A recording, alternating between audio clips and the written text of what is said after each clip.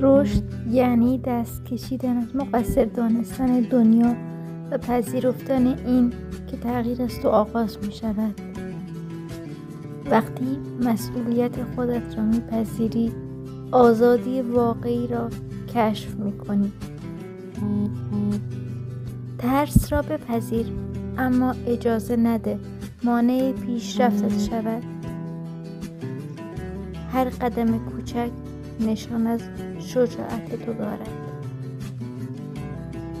تغییر واقعی همیشه از درون شروع می شود.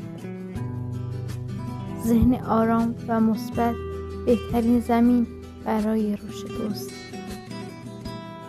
و در آخر به یاد داشته باش، هر تغییر کوچک تو دنیای بزرگتری می سازد.